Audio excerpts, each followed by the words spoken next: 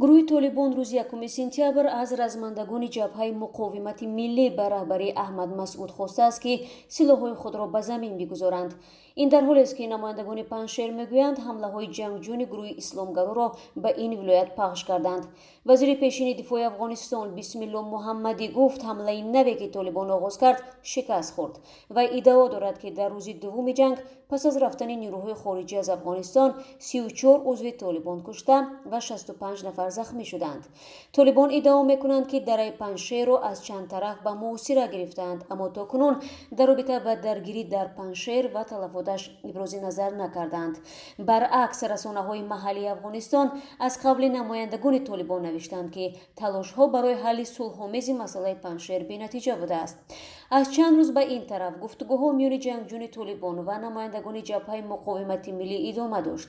дар ҳоли ҳозир ҳама қаламрави Афғонистон ба ҷуз аз дараи Панҷшер дар назорати Толибон қарор дорад. расонаҳои маҳаллӣ ва байналмилалӣ рӯзи чоршанбе ба нақл аз Амирхон Муттақӣ, яке аз раҳбарони Толибон, хабар доданд, ки гуфтугӯҳои ин гурӯҳ бо сарони муқовимат дар Панҷшер натиҷае дар пай надоштааст. Амирхон Муттақӣ дар навори савтӣ гуфтааст: бисёр талош кардем, ки мавзӯи Панҷшерро аз тариқи гуфтугӯ ҳал кунем. олимони Панҷшер борҳо мулоқот карданд. дар чорякори Парвон бо масъулин музокирот сурат гирифт, аммо натиҷа надодааст. мо боз талош мекунем, ки ҷанг сурат нагирад ва мавзӯи Панҷшер ба оромӣ ҳал шавад. ин намояндаи Толибон афзудааст, раҳбарияти гурӯҳ барои вилояти Панҷшер як воли таъин кардааст, вале аз ӯ ном набурд. сарони Толибон дар ҳоле аз бенатиҷа будани гуфтугӯҳо сухан мегӯянд, ки шаби 31 август низ дар қисматҳое аз вилояти Панҷшер миёни нирӯҳои ҷабҳаи муқовимати миллӣ ва ҷангҷӯёни Толибон даргирӣ сурат гирифтааст. баъд аз суқути дигар вилоятҳои Афғонистон ва пойтахт шаҳри Кобул ба дасти Толибон, Панҷшер ягона вилояте аст, ки зери назорати ин гурӯҳ намебошад.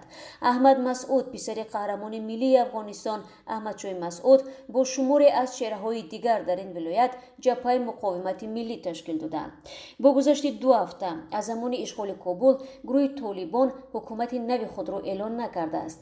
баръакси он, ки дар соли 1996 пас аз чанд соати гирифтани пойтахт, шӯрои раҳбариро ташкил дода буд.